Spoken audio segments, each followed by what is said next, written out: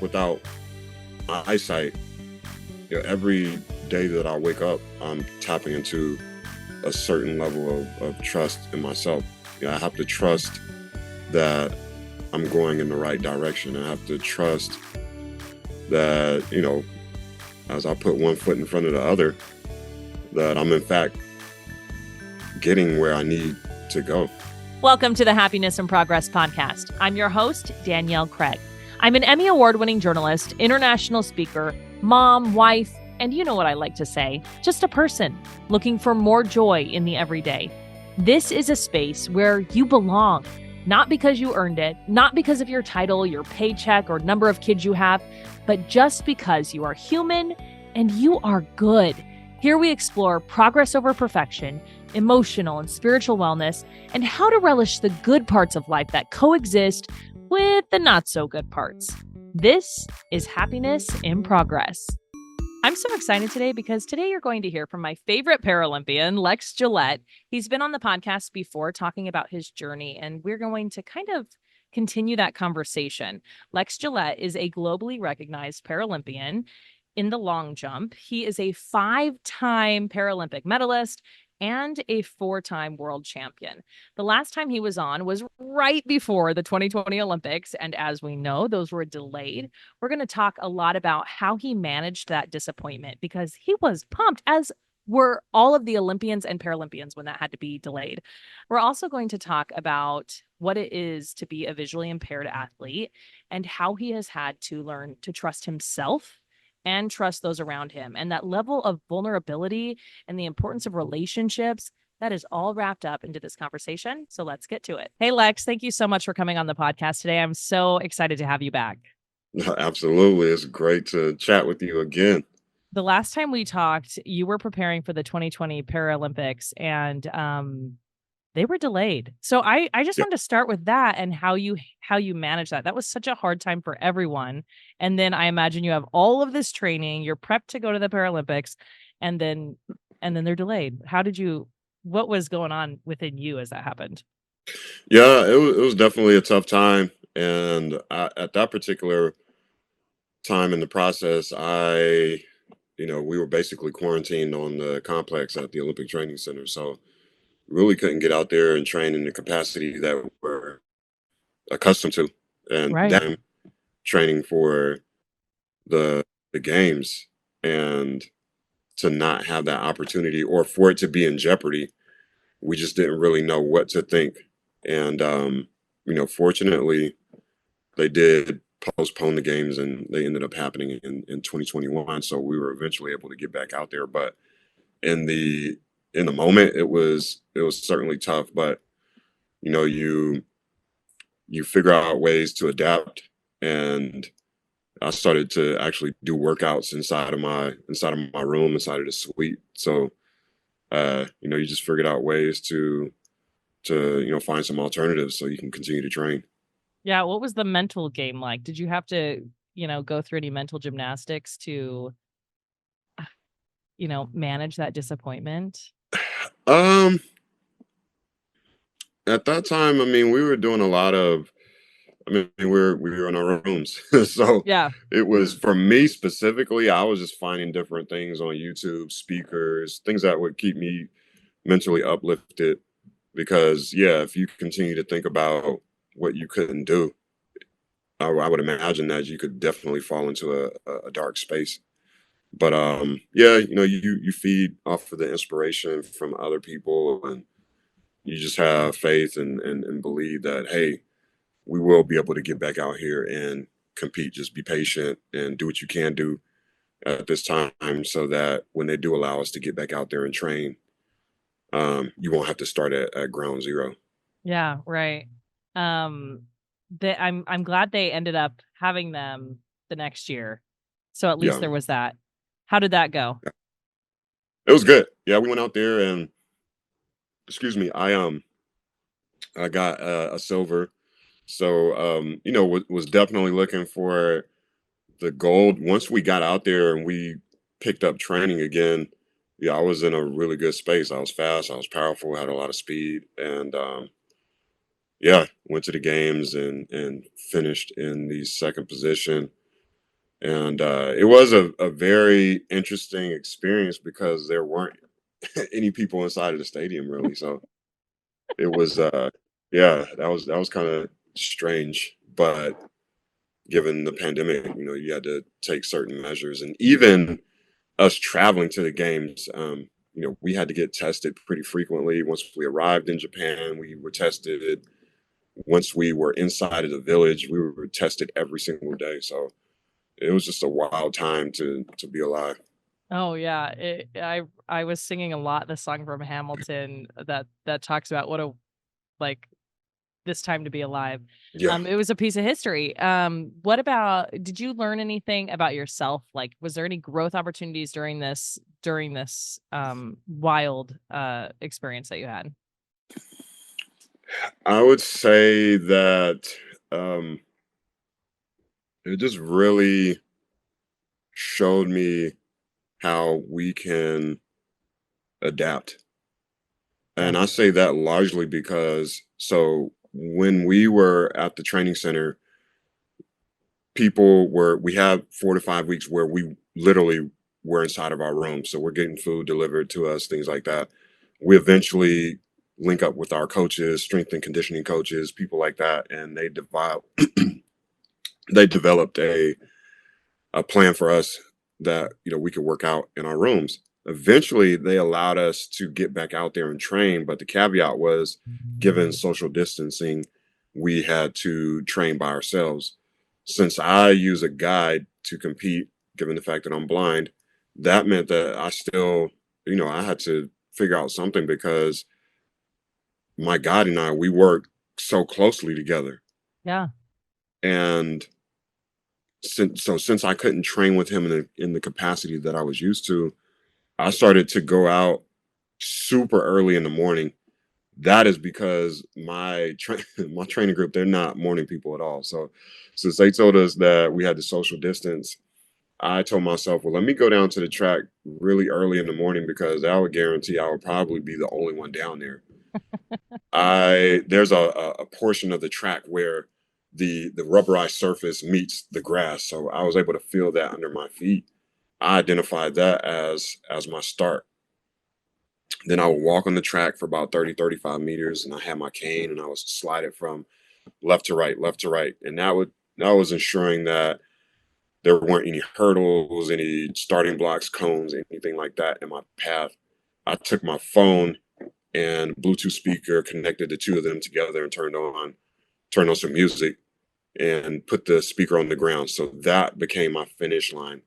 So even though I couldn't train in the capacity that I was used to, I carved out this 30, 35 meter space of of open area so that I could still do the high knees, the butt kicks, the accelerations. Again, it wasn't the type of training that I was accustomed to, but what it was ensuring is that I wouldn't have to start from ground zero once they did allow us to get back out there. So um, when we find ourselves in these types of situations, like our ability to bounce back, to figure out alternatives, to make adaptations, that is a power that lies within all of us, and it really allows us to continue forward toward our whatever that vision is. That's amazing. The resilience and the adaptation that required and that you answered the call, you were able to do that is so incredible to me. One of the things I wanted to talk about, and we're going to get to your book in just a second, was how much trust you have for the person that's out there with you, guiding you as you participate in these sports. And then also, there's a couple other examples of how much trust you put in other people to be able to do various things. Um, but in this case, that trust was you had to just trust yourself. Yeah, yeah, That's amazing. yeah. I mean, It that's huge. A lot of it is, I mean, living life without eyesight. Every day that I wake up, I'm tapping into a certain level of trust in myself. I have to trust that I'm going in the right direction. I have to trust that, as I put one foot in front of the other, that I'm in fact getting where I need to go. I have to trust my surroundings. I feed off of my environment so much, and it's kind of interesting. I was having this conversation with someone recently, and it's like you think about the trust, and just even from a communication standpoint, we think about communication in the sense of dialogue, talking with someone, but the environment that I live in, like, it communicates with me and lets me know where I need to go. And I have to trust that every single day because I can't literally see it with my eyes. I don't have that reassurance in that capacity. Um, so yeah, I have to trust myself. And at the end of the day, if we want to go into the world and achieve certain things, we have to trust ourselves. You Mm, have to believe in yourself, it's within or us. it'll make it really difficult. Yeah. Wow. Okay, so let's talk about your book. The book, No Need for Sight When You Have a Vision, what blindness can teach us about risk and leadership. What do you think is one of the most important lessons you've learned about leadership that's included in the book? I think the how crucial it is to develop strong relationships. Mm, Like, that's a common theme within the book, and I really try my best to shed light on the people who have helped me get to where I am today. My mom, Mr. mm, Whitmer, who was my teacher in high school, who introduced me to Paralympic sport. My guide runners who I've had in the Paralympics, even other family members, my cousins and other counselors and teachers that I've had along the way, and just everything that they have poured into me to help me get to this point in life. And it's very critical that we have these relationships in life so that not only we can excel, but we can also become advocates for others and give back in the fashion that we have been given. Um, and so yeah, the book is definitely a lot of those relationships and being able to pull lessons from those relationships so that the reader can hopefully capture something that will help them achieve their own individual vision. I love that. And I can see that you've learned something from each relationship that you've had. Okay, so speaking of the relationships, your mom is one of my favorite people that I've ever heard about, that I've ever read about. We talked about her the first time that we spoke as well, because as a mom, I have a hard time allowing my kids to basically learn to trust themselves, to take the risks that teach them to trust themselves. And I'm maybe a little bit of a helicopter. I'm working on it. Um, but your mom to me is the opposite of that, because it seems like, at least everything I've heard, is she allowed you these opportunities to grow. How did being given that space allow you to, and a little bit of take a little bit of risk, allow you to grow? I think a lot of it is, as a person with a disability, you see how we are treated within society and the world. And I say that in the sense of, um, the medical diagnosis doesn't disable us as much as society does. Mm, Translation, there are certain things that the person who doesn't have a disability, you have access to, and you're able to excuse me, you are able to maneuver pretty, I wouldn't say easily, but you're able to maneuver as such. Whereas the person who has a disability, you might not have the necessary tools and resources, accessibility, et cetera, et cetera. And so, given those challenges that you might face within society, I think my mom saw that and was like, hey, I want to make sure that my son is able to go into the world and carve his own path, because it's mm, already hard enough. But I want to equip him with the number one, the mindset, and then number two, help him to learn how to read Braille, help him to find someone to teach him how to use a cane so he can navigate safely and successfully on his own. Find someone to, help him acquire the tools that he needs to continue on the path academically. And then also thinking about it from an athletic standpoint, finding someone who can teach me about adaptive sports and recreation, and ultimately at the end of the day, providing just a 360-degree experience, like exposing me to so many different things, so that when I do go into the world, into community, society, um, I won't be timid. I have courage to keep pushing forward. I can not only advocate for myself, but advocate for other people. And so, yeah, that environment started at home, and Mm. given the fact that I saw it on a daily basis, it wasn't as difficult for me once I stepped outside of the home. Mm. That's so amazing.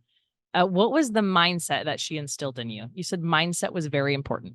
Yeah, man, we shot this we shot this Procter and Gamble commercial in the lead up to the Rio Paralympics. And I point that out because within that spot, my mom says, Alexis, it doesn't matter what anyone says. You decide what you can do and no one else. That is Mm. the mindset she established. She helped me to see that at the end of the day, I get to decide these things.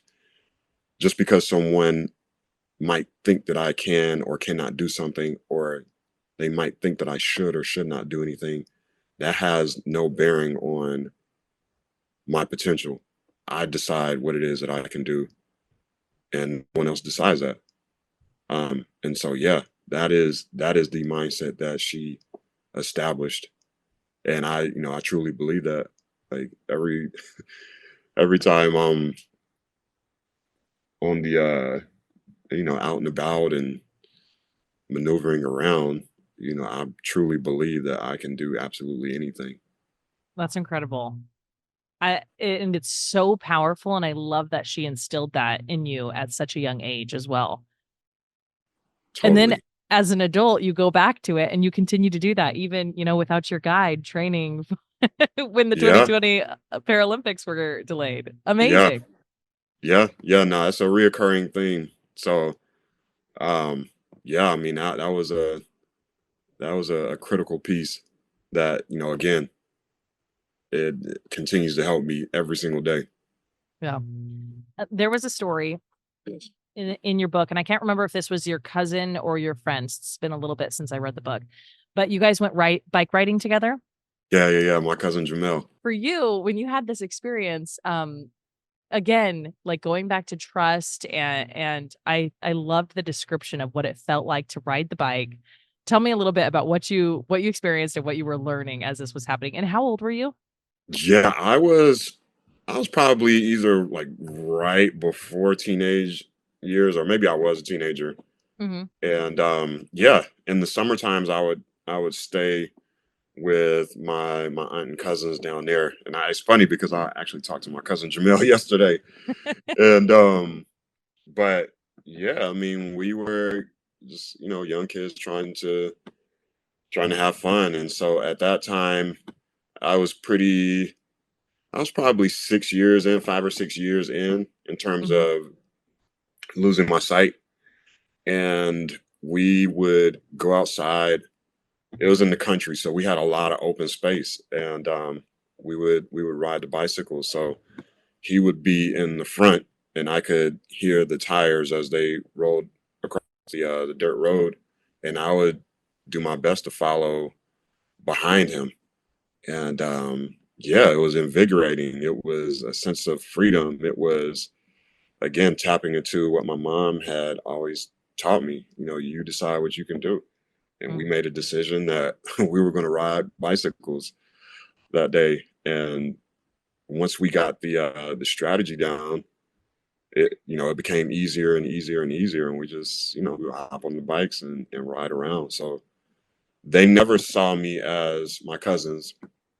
That is, they never saw me as someone who had a disability. We just, we were kids who were wanting to have some fun, but you know, internally, what that was doing for me, it was just literally feeding the beast Mm. and letting me know that, hey, this is just additional confirmation that yes, you can do absolutely anything. Mhm, mhm. And I think a lot about trust, and in the book, you do talk a lot about trust. Why do you think and the book's about leadership. Why do you think trust is an important part of leadership? How does that all play together? Yeah, because I mean, you think about like outside of trusting yourself as an individual, we are in spaces where we work with other people, and we have to develop trust. You think about the relationship that I have with my guide. I'm running as fast as I can without the ability to see, and I'm running toward the sound of someone's voice and clapping hands. I have to trust him in order to do my best as an athlete.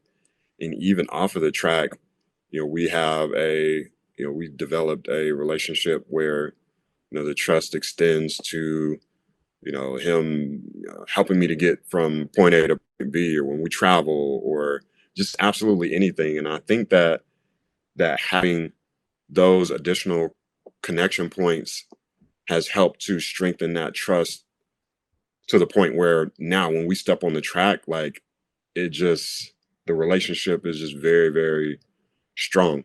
Mm, Um, and so yeah, I think about leadership.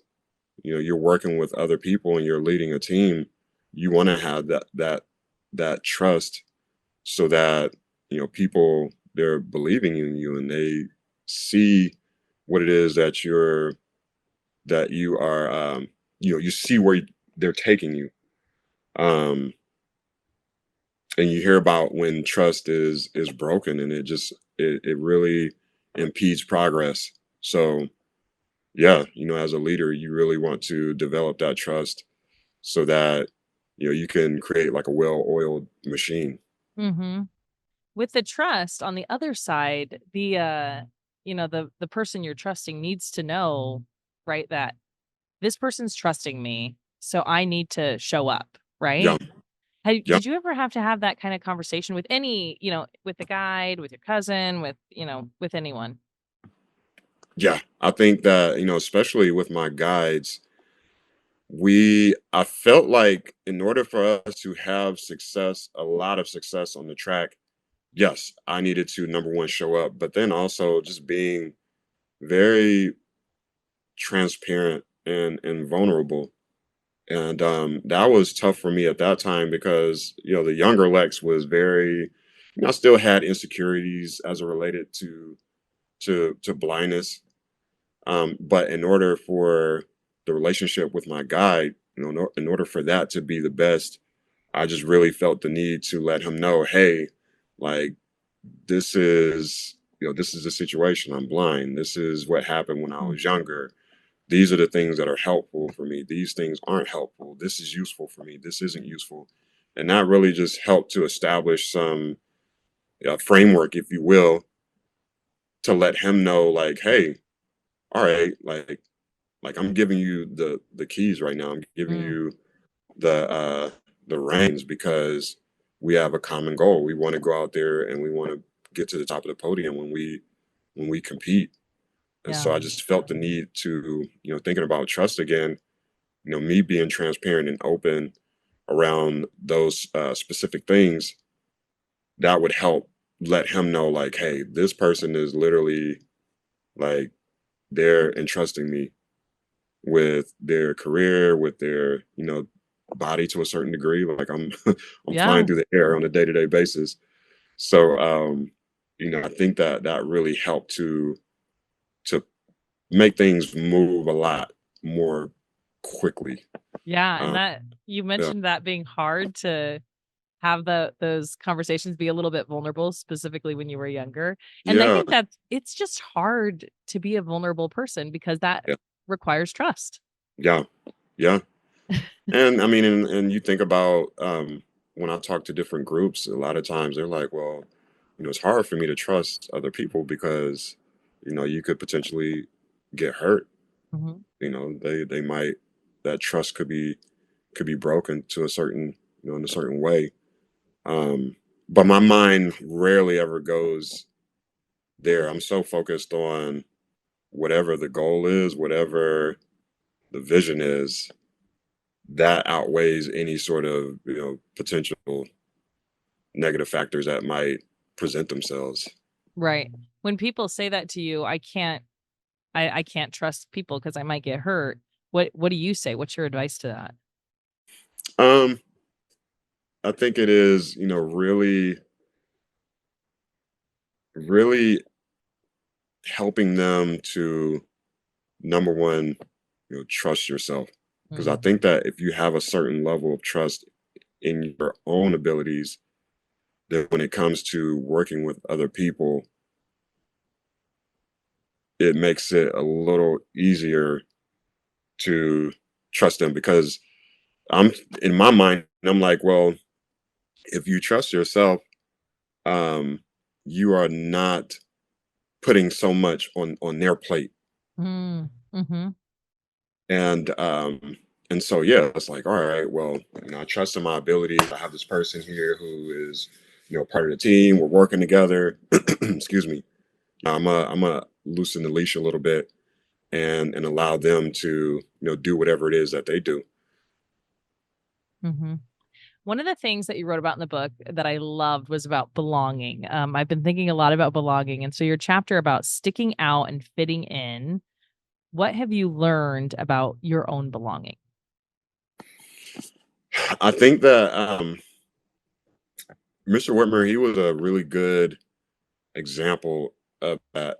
Mr. Whitmer, he was my teacher of the visually impaired and eventual first coach.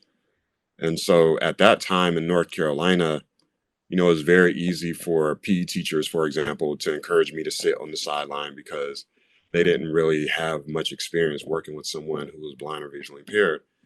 And so Mr. Whitmer was the one who stepped in and he changed the narrative and said, hey, like Lex doesn't have to sit on the sideline. We're going to figure out a way to adapt these activities so that he can participate. So he always found a way to include me into absolutely everything that we were doing. That was huge because number one, it was helping me to just totally look at myself differently. My self-image changed drastically. Mm, My self-esteem, everything just it grew. But even outside of that, my classmates, they viewed me differently. My teachers viewed me differently.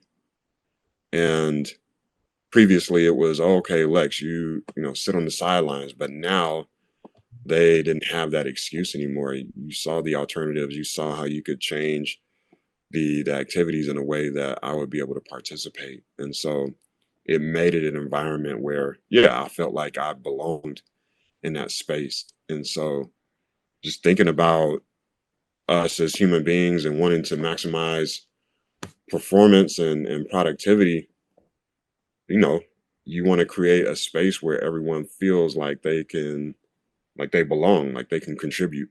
mhm.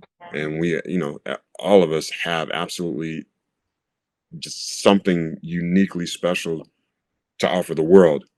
And my goal is to always, let's get to the table, let's have a conversation, let's figure out what those gifts are um so that everyone can bring something to the table and that everyone feels like they are contributing and feel like they belong in that space because they do. Oh, I love that. That's so great. The importance, I love that your confidence grew as you were being able to be involved in these things, and I think that's just a testament of how inclusivity is so important. What do you want people to know about developing their own vision? I want people to know that it is a very powerful skill. Like being able to see something before it exists, being able to see beyond the horizon, and not only just seeing it because seeing something doesn't guarantee that it's going to happen. You have to understand that you see the vision and then you develop the plan, you connect with the appropriate people, and then you do everything in your power to bring that vision into fruition. Mm-hmm. The vision is meant to change mindsets, perceptions, community, society, and the world. And something of that magnitude, you most certainly need other people.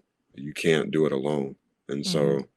so, really just want people to know that, hey, like, see the vision. It might seem daunting, it might seem like it is overwhelming, but ultimately, at the end of the day, when you connect with other people who are able to, play on words here, they have a similar type of visual acuity, um, you band together, and then next thing you know, where you're standing and where your vision is, there's so much space in between those two things. Mm. But as you continue to, you know, believe in yourself, trust others, you follow the path, you follow the plan, that space between those 2 points becomes smaller and smaller and smaller, and eventually what was so far off in the distance, you now will be able to basically wrap your arms around it, and Mm. and you transform literally what it is that you've seen in your mind. You transform that into a physical thing that benefits the world. That's awesome. I love that. The last question I like to ask everyone, and I've asked you before, what is your number one tip to finding more joy in the good, the bad, and the in between? Take a breath, Mm. because Mhm. we live in a world where everything is fast paced, it's moving. People, they want things quickly. You might deal with different issues, but ultimately, at the end of the day, take a step back, take a take a deep breath, Love, relax. I love that. That is such good advice for every, almost every situation, because our reactions are so fast and they can feel so big. And then when we just take the deep breath, it gives us that space. Love it. Lex, it was so great to finally talk to you. And I just so appreciate your time. So thank you. Likewise, I appreciate it. I hope you enjoyed this conversation. And if you do, I am going to link the first episode with Lex so you can go back and listen to that one as well. Make sure to subscribe if you're not already so you can see our next hip habit. We are working on habits through the Hip Habits Workbook. That's going to drop on Monday. Thanks for being here on Happiness in Progress.